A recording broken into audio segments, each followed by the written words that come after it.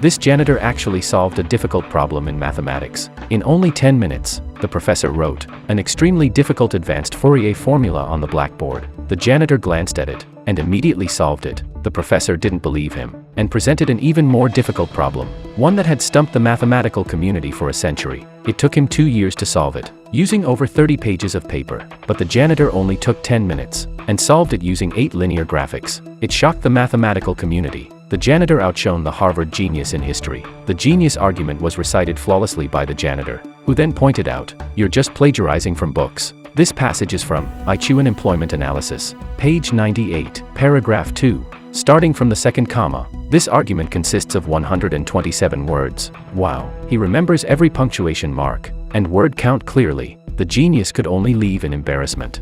This janitor's way of reading books is incredibly exaggerated. While others read word by word, he can read 10 lines briefly. His flipping speed surpasses even his own hand's ability to keep up. He finishes a book in no time, and he never forgets what he reads. He's like a walking library of memories. His rowdy behavior got him sued 5 times, but with his super brain, he defends himself in court each time, leaving the opposing lawyers speechless. Judges admire him wholeheartedly. Even though he's clearly in the wrong, they can't argue with him. He cites classic cases in his defense, using them to justify his actions. Each time he walks out of court a free man, judges almost feel like handing over their positions to him. But who exactly is this janitor?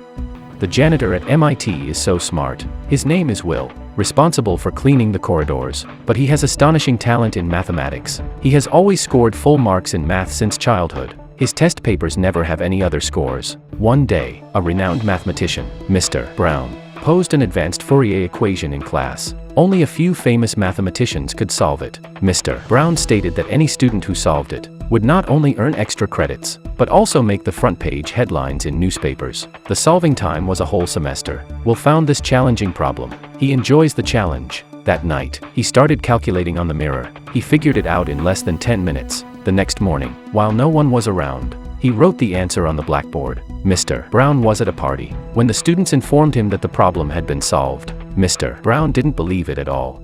The professor lost to a janitor. The professor posed a century-old difficult problem, and unexpectedly, someone solved it. Mr. Brown was shocked when he saw the concise solution process and the correct answer. This is incredible. He asked the students with good grades if they solved it, but they all said no. The next day, Mr. Brown's class was full of people. Everyone was curious about who this mysterious math genius was, but when Mr. Brown asked, everyone looked around, but no one came forward to claim the prize. Mr. Brown was bewildered. It seems this genius is quite introverted. All right then, I'll pose an even harder math problem. This problem was ridiculously difficult. Mr. Brown and his team worked day and night, and finally took 2 years to solve it. He then wrote the problem on the corridor blackboard. Let's see who this hidden genius is. In the hallway, Will saw the new problem. Let me solve it. The janitor solved the century-old math problem in the math world. Mr. Brown happened to come out of his office. Will was still focused on solving the problem when Mr. Brown saw a janitor doodling on the blackboard. He walked over angrily, shouting, "What are you doing? You're not allowed to doodle on my blackboard."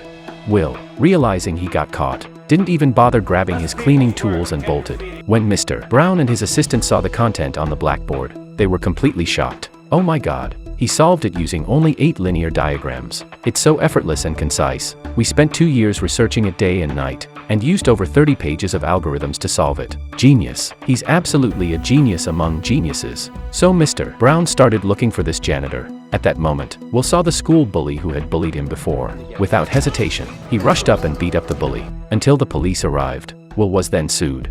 High-achieving students don't need to fear fighting. In court, Will didn't even need to hire a lawyer. He can defend himself. He didn't give the opposing lawyer any chance to refute. Will cited similar classic cases to exonerate himself, and the judge couldn't believe his record. He had been to court 5 times in 2 years, and strangely, all charges were dismissed. I've worked my whole life and never seen such an ability to escape conviction. But this time, nothing could be done. You hit a police officer. In the end, Will was found guilty. Either pay a bail of $50,000 or stay in jail. Mr. Brown bailed Will out, but with 2 conditions. First, spend 1 day a week discussing math with him. Second, see a psychologist. Will agreed. They worked together seamlessly on solving problems. Mr. Brown patted Will's head. You really are a genius. But seeing the psychologist didn't go so smoothly. Will was resistant to seeing the doctor. Whenever it was time to see the doctor, he would go to the bar with his friends instead. the janitor solved a century-old math problem in just 10 minutes. Meanwhile, Will was at the bar picking up girls. His friend pretended to be a Harvard history student and started chatting up a pretty girl. After just a few words, a real Harvard student showed up, a top student at that. He tested Will's friend with a couple of questions, and his friend was quickly exposed. The Harvard student deliberately asked him about his views on the development of the southern colonies, but his friend had no clue. Will stepped in just in time and diverted the conversation to corporatization and the capital market. The Harvard student wanted to show off his knowledge, but Will immediately pointed out that his argument was plagiarized. IQ in Employment Analysis, page 98, paragraph 2. Starting from the second comma, is plagiarism all you learn?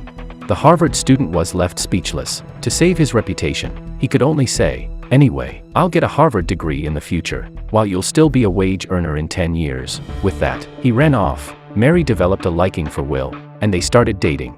A janitor from MIT dates a top student from Harvard. Will asked Mary out, but Mary said she still had to do her proton spectrum assignment. Will quickly wrote down the chemical formula for protons on a tissue and showed Mary the final answer. With the assignment done, can we go on a date now? Mary was completely attracted and became Will's girlfriend. When Mr. Brown found out that Will hadn't been going to see the psychologist, he warned him, "If you don't go soon, I'll send you back to the police station." Will had no choice but to go see the doctor, but he still didn't compromise. Before each session, he would look up the doctor's information and find their weaknesses. During treatment, Will took the initiative and didn't hesitate to poke at the doctor's sore spots. He even started singing. When the doctor tried to hypnotize him, the psychologist was nearly in tears. He had never seen a patient like this before. It felt like Will was the one treating them. Will managed to drive away 3 doctors in just a week. Mr. Brown was at his wit's end and had to go to an old friend, Sean, who was a psychology professor.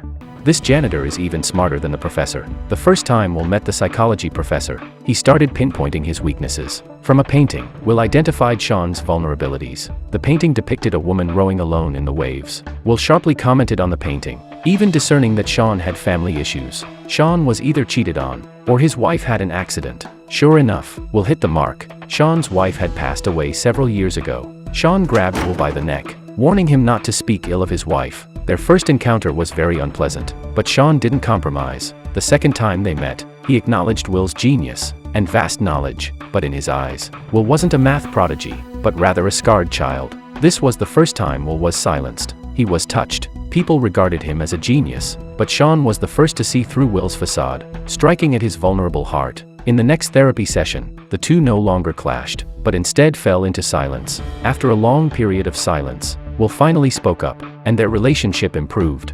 This janitor solved a century-old math problem in just 10 minutes, but things weren't going smoothly for Will and his girlfriend. When she met Will's 3 friends, she tried to fit in by making lowbrow jokes at the dinner table. Although she laughed heartily, Will could tell she wasn't comfortable in that setting. Not long after, his girlfriend proposed going to medical school in California and invited Will to join her, but he couldn't leave his job here and didn't want to move to a strange city. So, they broke up. His friends talked to Will afterward. "If you're still here in 10 years, I'll have no respect for you. I'll beat you up too. You have talents that ordinary people don't have. You shouldn't be staying with us. Every time I knock on your door, I hope you're not there." These words deeply affected Will. Perhaps he should bravely take a step forward. On the other hand, Mr. Brown and Sean got into an argument because of Will.